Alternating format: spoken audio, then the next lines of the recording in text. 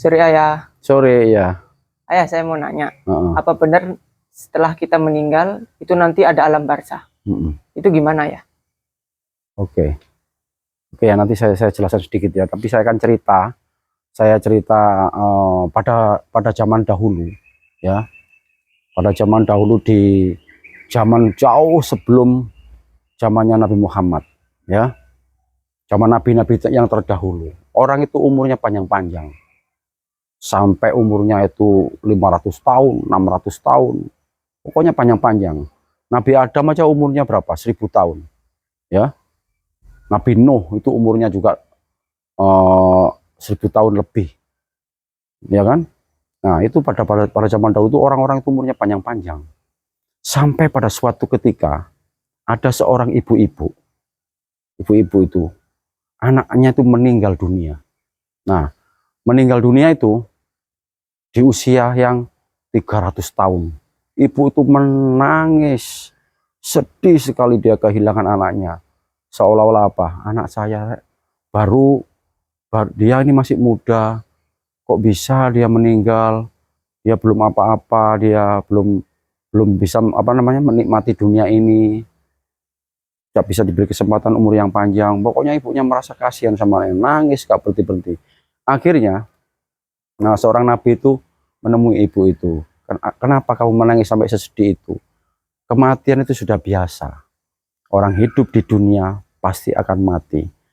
Karena di dunia ini tidak ada yang abadi.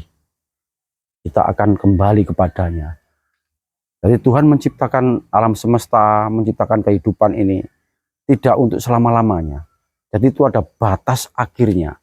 Semuanya itu akan mati.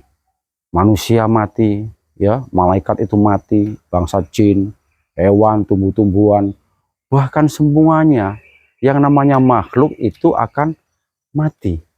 Tidak ada yang abadi di dunia ini. Nah, kembali lagi akhirnya ibu itu jawab, iya, saya kasihan sama anak saya, umurnya masih muda, 300 tahun, tapi kenapa dia sudah meninggal? Baru aja dia beranjak dewasa. Saya kepingin dia itu umurnya sampai tua seperti saya ini. Terus katanya si Nabi itu bilang begini, perlu kamu tahu ya, nanti di akhir zaman nanti, orang yang umurnya 60 tahun, itu dibilang dia itu sudah tua. Anakmu sekarang ini meninggal umur 300 tahun. Kamu sudah kayak gini nangisnya, sedihnya ditinggal anakmu. Bayangkan nanti di akhir zaman nanti itu, orang itu umurnya itu 60 tahun, itu dibilang sudah tua. Berarti umur 300 tahun itu masih muda zaman dulu itu. Kalau misalkan dia itu orang tua-tua itu umurnya meninggal sampai 800 tahun, 700 tahun, bahkan 1000 tahun, itu kan berarti kan panjang umurnya kan? Ya kan? Ya. Nah, gitu loh. Jadi menurut pendapatnya ayah ya, umur 1000 tahun pada zaman dahulu itu sama dengan kalau zaman sekarang itu orang itu cuma 100 tahun. Kenapa orang itu umurnya panjang? Jadi umurnya panjang itu disebabkan karena alam itu masih muda. Masih muda. Jadi kekuatan energi alam itu masih benar-benar bagus. Ya. Nggak ada istilahnya kayak apa namanya? Seperti sekarang ini banyak yang merusak alam, mengotori alam. Dulu masih asri, masih lestari. Bisa dibilang oksigen zaman sekarang itu 2 kali lipat pada zaman dahulu. Makanya apa? Pohon-pohon itu semua tumbuh besar-besar, tinggi-tinggi besar-besar. Hewan-hewannya juga besar-besar, tinggi-tinggi. Manusianya juga besar, tinggi-tinggi. Itu kan karena disebabkan karena oksigennya itu 2 kali lipat dari yang sekarang ini. Gitu loh. Makanya menyebabkan orang zaman dahulu itu umurnya panjang. Beda dengan zaman sekarang. Lah, akhirnya ibu itu tersadar ya. Setelah dijelaskan sama Nabi itu dia tersadar dia. Oh gitu ya. Ternyata nanti di akhir zaman itu orang itu umurnya pendek. Umurnya nggak panjang seperti yang sekarang ini. 60 tahun itu dibilang tua. Terus ibu itu bilang sama si Nabi, apakah nanti di akhir zaman itu orang itu dia menikah? Iya, dia menikah. Apakah mereka juga bekerja? Iya, mereka juga bekerja. Apakah mereka nanti itu, apakah dia juga membangun rumah? Iya, dia membangun rumah. Mereka juga bekerja, dia juga punya keluarga. Mereka juga membangun istana-istana yang megah. Terus ibu bilang begini, ibunya itu, si ibunya, apa nggak kasihan dia? Kapan dia beribadah? Orang waktunya sesempit itu cuma 60 tahun. 60 tahun itu sudah tua. Kok sempat-sempatnya dia itu menikah? Kok sempat-sempatnya dia membangun istana? Kok sempat-sempatnya dia bekerja? Kalau seandainya saya diberi kesempatan hidup di zaman itu, di zaman hari akhir itu, saya mungkin nggak akan kerja, saya mungkin nggak akan menikah, saya mungkin nggak akan membangun rumah, saya pasti akan tinggal dekat dengan kuburan, dekat dengan kuburan. Saya akan beribadah sepenuhnya kepada Tuhan. Karena waktu itu sangat singkat. Bayangkan anak saya sekarang itu meninggal itu umurnya 300 tahun. Itu bagi saya dia masih muda. Nah, apalagi nanti umur 60 tahun dibilang sudah tua. Bagaimana seperti itu? Itulah makanya kita harus introspeksi, kita harus mawas diri. Bahwasanya kita hidup di dunia ini cuma sementara. Jarine wong Jawa, urip nang donya iku mampir ngombe. Mampir ngombe. Mampir ngombe itu sebentar, cuma numpang minum aja kita di dunia ini. Setelah itu kita akan pergi udah balik ke kampung halaman. Kampung halaman yaitu di akhirat. Jadi biar kamu tahu ya. Kalau orang itu mau dicabut nyawanya, ya, mau dicabut nyawanya itu nyawa itu keluar tuh dari ujung kaki ini. Dari sakratul maut. Pada saat al maut mau dicabut itu keluar dari ujung kaki ini. Keluar naik ke atas. Naik ke atas, terus naik ke atas sampai ke lutut, ya kan? Terus naik terus sampai di pusar. Pada saat sampai di pusar itu, orang itu sudah nggak ingat apa-apa. Anaknya nggak ingat, suaminya nggak ingat, istrinya nggak ingat, orang tuanya nggak ingat, semuanya nggak ingat. Apapun yang ada di dunia ini dia tuh lupa. Dia tuh memikirkan dirinya sendiri. Kalau dia orang baik, yang memikirkan apa yang dirasakan baik. Tapi kalau dia yang jelek, apa yang dia rasakan itu akan jelek. Sampai di pusar sini. Ketika sampai di pusar itu dia belum meninggal. Iya, masih proses pencabutan nyawa. Masih proses pencabutan nyawa. Setelah pencabutan nyawa itu sudah sampai di pusar sini, tiba-tiba itu dia seperti melihat kayak layar gitu. Kayak layar bioskop gitu dia. Dia melihat tentang kejadian dia mulai dilahirkan di dunia, masa dia dilahirkan keluar dari rahim ibu itu kelihatan dia. Sampai dia tuh jadi bayi digendong, disusuin, dia disuapin, dia kencing, dia berak itu ditolongin sama ibunya, dirawat, dibersihkan, sampai terus beranjak dewasa, dia merangkak, belajar berjalan, sampai dia bisa berlari, umurnya bertambah 5 tahun, terus sampai dia jadi anak-anak, remaja, sampai orang tua itu diperlihatkan semuanya detail. Itu di depannya dia layar itu. Tidak ada yang terlewatkan. Tidak ada yang terlewatkan. Sedikit pun itu tentang kepribadiannya dia. Perilakunya dia. Baik ataupun buruk. Itu semuanya diperlihatkan detail. Tidak ada yang terlewatkan. Tidak ada yang tersisa sedikit pun.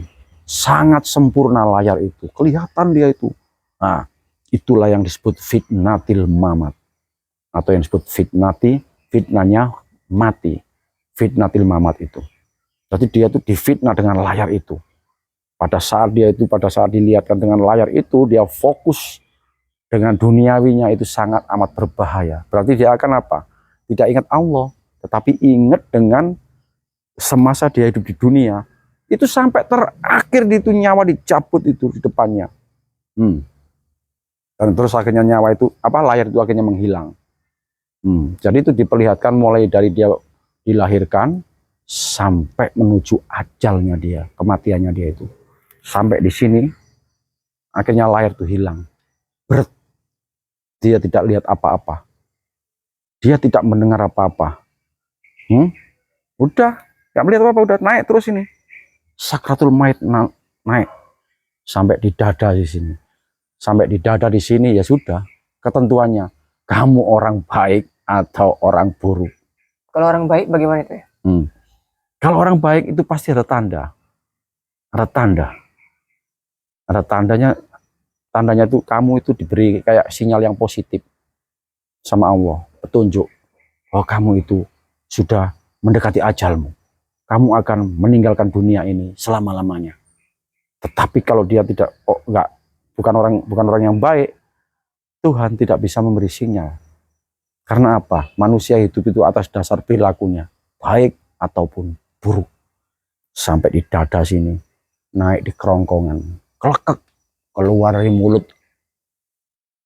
Jadi yang namanya sakratul maut, ruh itu keluar dari mulut. Bayangin, rasanya tuh kayak keselak, kayak tersedak sesuatu yang sebesar dirimu sendiri. Kita kesedak, yang kecil aja udah kesakitan kita. Iya. Apalagi kita rasanya itu tersedak. Seperti apa? Seperti tubuh kita sendiri. Sebesar tubuh ini, bayangkan.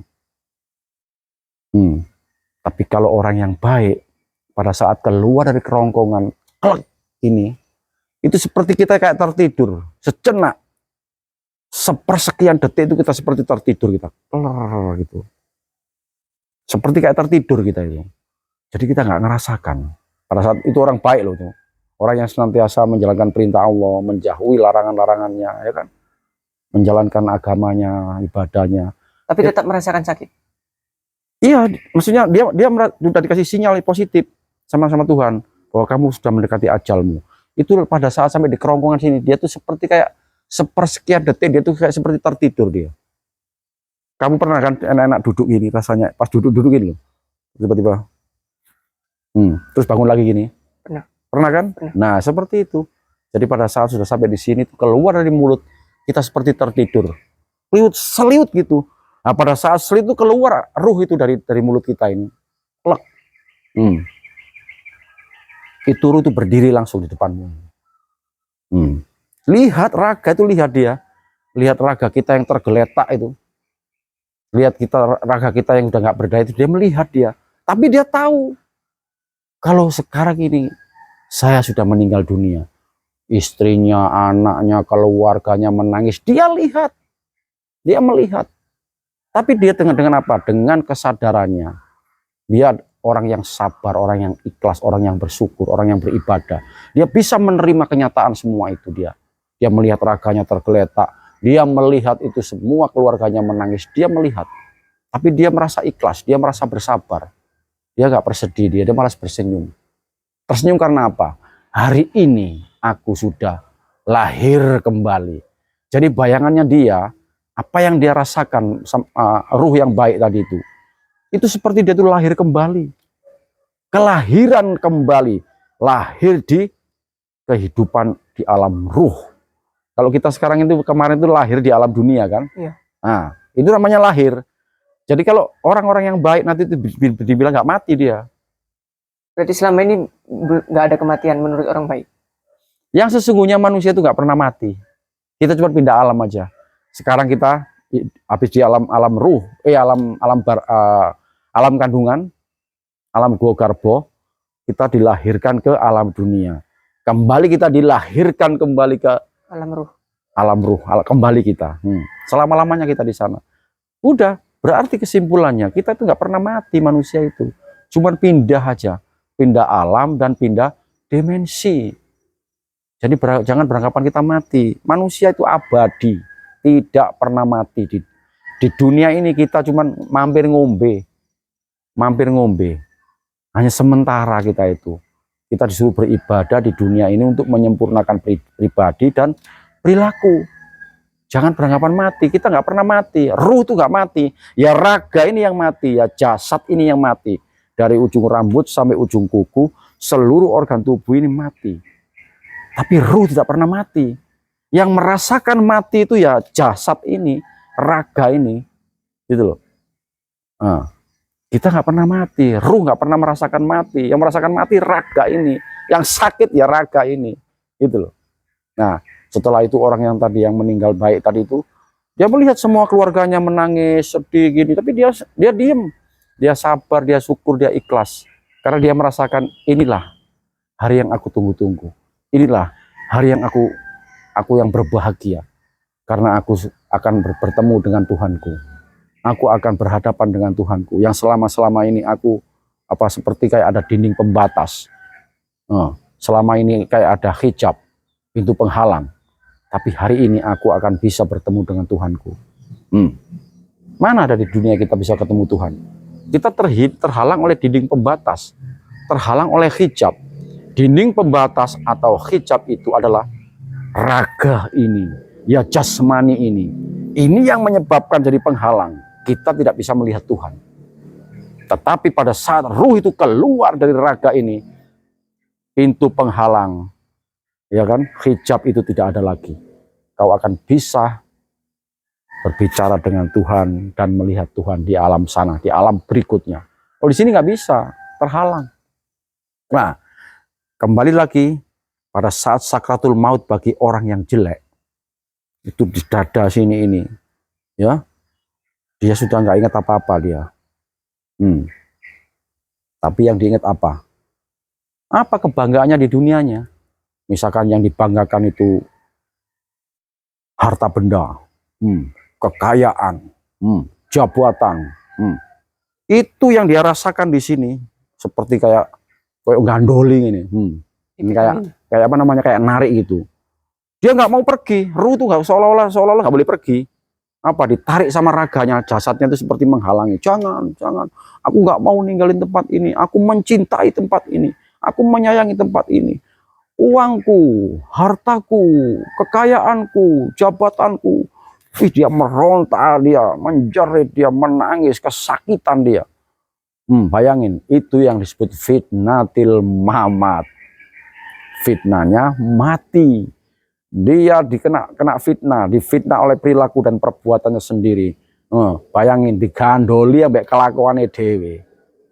Digandoli kelakuannya dewe. Udah, sengsara lah dia. Itu yang namanya ruhnya meronta-ronta itu. Digandoli ambek rogone, ya kan? Pada saat keluar dari sini ini, dari kerongkongan ini, itu rasanya kayak keselak sebesar badan kita ini, kayak badan kita ini.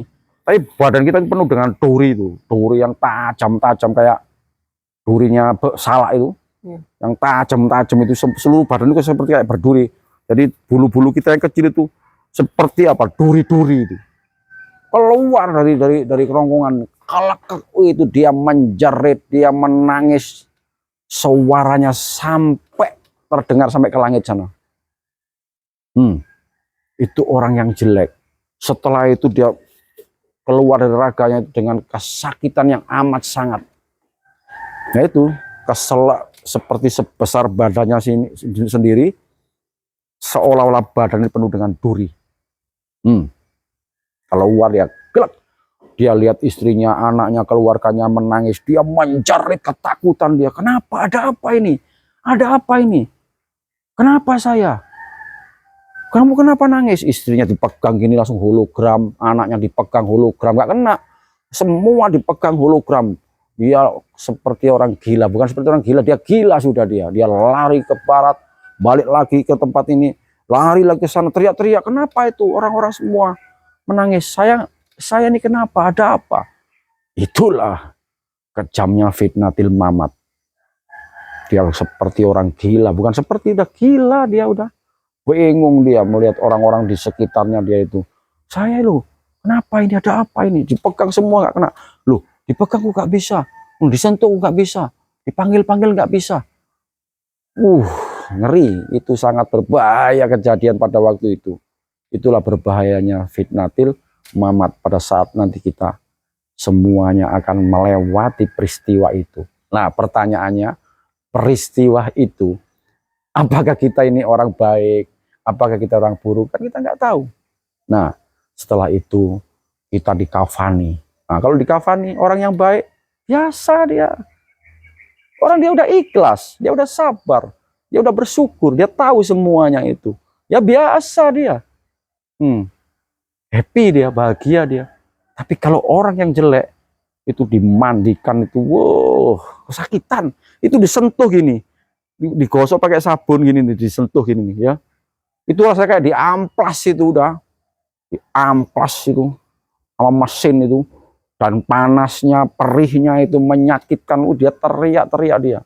Pada saat dia itu dibungkus dengan kain kafan, ya, dibungkus dengan kain kafan itu, ya nggak mau dia. Kenapa saya, ada apa saya ini? Masih belum sadar itu kalau Dia sudah masih belum meninggal. sadar, masih kena fitnatil mamat tadi itu. Masih belum sadar, dibungkus kain kafan, dia meronta. Nggak mau dia, ada apa ini, saya kenapa ini? Bingung dia, dibungkus gini, melawan, dia meronta, dia menjerit, dia menangis. Kebingungan sudah pada peristiwa itu. Sangat mengerikan. Dibawa, dimasukin keranda dia dipikul, dia loncat dia. Bayangin loncat dia nggak mau dia. Sampai di alam kubur dia tetap dia kena fitnatul mamat, belum selesai itu. Dan akhirnya selesailah dia dibawa ke liang lahat, dia dimakamkan, kuburkan, dia diuruk dengan tanah. Nah, barulah pindah alam. Masuklah dia ke alam barzah, dia di sana. Masuk ke alam barzah dia. Nah, kalau orang baik ya benar, tetap dia merasakan bahagia, dia nggak sedih. Orang dia udah ikhlas, dia udah sabar, dia sudah syukur. Sabar, syukur, dan ikhlas itu menemani dia. Nah, bayangin kamu ditemani dengan yang namanya sabar, syukur, ikhlas, bahagialah kamu. Tetapi pada saat kamu orang yang jelek tadi di alam barzah, ya kan, di alam kubur, kamu ditemani dengan apa? Dengan perilakumu yang buruk, dengan perbuatanmu yang buruk, dengan dosa-dosamu semuanya. Akhirnya kamu di alam kubur, kamu mendapatkan lagi namanya fitnah, yang disebut fitnatil khobri. Fitnahnya kubur, sangat mengerikan itu. Bayangkan fitnah yang namanya fitnatil khobri, fitnahnya kubur itu. Dia udah ngapalin di dunia ini, siapa Tuhanmu, Allah Tuhanku, siapa nabimu, Muhammad nabimu, apa kitabmu, Al-Quran kitabmu, ya kan? Nah, di mana kiblatmu? Baitullah Ka'bah kiblatku. Dihafalin dah semuanya itu pertanyaan kubur. Gak hafal dia, lupa semuanya. Tertutup pintu hati dan pikirannya, tertutup dia, nggak ingat apa-apa dia. Nggak ingat apa-apa dia. Itu mulutnya seperti disumpal itu. Mulutnya seperti disumpal, ya. Telinganya seperti disumpal, nggak dengar apa-apa, pelengok gini. Itu yang namanya malaikat yang ditugaskan sama Allah, yaitu malaikat Munkar dan Nakir. Ditanya sampai 3 kali dia nggak bisa jawab, hancur lebur dia, dihajar dia. Dia hajar dia. Dia menjerit, dia melengking sampai ribuan tahun cahaya. Tembus sampai langit sana suaranya dia. Bayangin itu manusia itu. Makanya kita hidup di alam dunia ini. Ayo kita sama-sama beribadah dengan yang baik. Menjalankan perintah-perintahnya Tuhan. Dan menjauhi larangan-larangannya. Itu kewajiban buat kita semua. Kita nggak boleh hidup di dunia ini enak-enakan. Dianggap dunia ini tempat yang hebat. Kenikmatan yang abadi. Apa sih? Tempe sekarang kita makan. Sampai 1 tahun ke depan. Rasanya ya satu, yaitu tok satu. Misalkan kita makan anggur, makan apel, makan jeruk, makan buah-buahan. Kita makan sekarang sama tahun depan rasanya ya tetap itu aja, nggak ada perubahan. Sama rasanya. Terus kenapa? Kita seolah-olah di dunia ini kayak segala-galanya. Beranggapan di dunia ini abadi. Nikmat cuma satu. Satu di dunia ini. Nanti kita di akhirat menemukan nikmat yang jumlahnya 99 nikmat. Di dunia ini cuma satu kita dapetin. Tapi di akhirat kita menemukan 99 nikmat. Nah, satu ini direbut orang banyak. Bayangin. Satu tok. Makanya segala sesuatu di dunia ini cuma satu aja. Direbut orang banyak. Tapi nanti di akhirat 99 nikmat kita dapatkan sendiri. Nanti di akhirat tuh kalau kita kunyah buah-buahan itu, kita kunyah gini, itu nggak satu rasanya. Dikunyah gini rasanya berubah, dikunyah gini rasanya berubah, dikunyah gini berubah, terus berubah.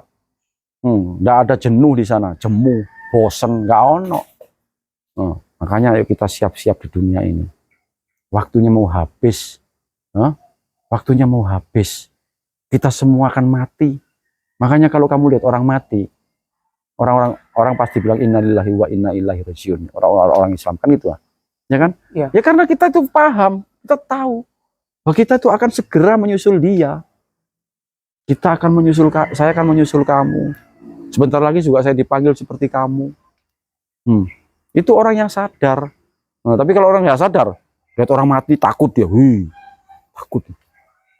Bayangin dia, kalau saya mati gimana ya? Anakku gimana ya? Suamiku gimana? Istriku gimana? Rumahku gimana? Mobilku gimana? Itu tanda-tanda itu. Tanda-tanda itu. Hati-hati kamu kena fitnatil mamat. Kena fitnatil mamat, fitnatnya mati. Kalau kamu lihat orang mati itu bersyukurlah kamu, gitu loh. Berdoalah, gitu loh. Bersyukur, berdoa, kita berserah diri pada Tuhan, pada Allah. Karena kita hidup di dunia ini sementara, dan pada waktunya nanti, saatnya nanti kamu akan berhadapan kepada Tuhan sama seperti mereka yang mati itu. Jangan malah ketakutan, mikir, nggak bisa tidur, takut gini. Mana ada orang mati hidup lagi, itu nggak ada. Orang mati di rumah takut, nggak berani tidur sendiri, itu apa namanya, takut itu. Ada si A mati, si B mati itu. Nah, hati-hati, tanda-tanda itu loh. Harus ditingkatkan kesabaran kita, kesyukuran kita, keikhlasan kita. Pada saatnya nanti kita akan sama seperti mereka. Dipanggil kepada Allah, dipanggil Tuhan, kita semuanya. Siap-siap. Jangan malah kita takut-takut gitu. Kita serahkan diri sendiri. Serahkan diri kita ini sepenuhnya. Jiwa dan raga kita, hati dan pikiran kita pada Tuhan. Gitu loh. Jangan sia-siakan hidup di dunia ini cuman sementara. Hanya sementara, nggak lama. Berapa sekarang umur gini? Oh, ayah sekarang ini umur udah 53. Sebentar lagi. Katanya itu umur 60 tahun, udah tua. Kalau katanya orang Islam itu 62, 63 itu. Sunahnya Rasul, mati, meninggal. Ya siap-siap. Nggak biasa aja, kenapa? Kita siap, kan enak. Kita akan cepat kembali kepada Tuhan. Apa namanya? Tuhan kangen sudah. Tuhan kangen. Nah, sekarang pertanyaannya, kamu kalau Tuhan kangen, kamu siap nggak? Kan gitu. Nah, Tuhan kangen sama kamu, masa kamu nggak kangen sama Tuhan? Gitu loh. Makanya ya, kalau Tuhan kangen, kamu juga harus kangen. Tuhan sayang, kamu harus sayang sama kamu, gitu loh. Ayo beribadah, ayo ritual, semangat. Oke? Jadi pesannya ayah ya, kita semua akan mati. Nggak lama kita di dunia ini. Cuman mampir ngombe. Ayo tadi wong sing apik, eling marang Gusti.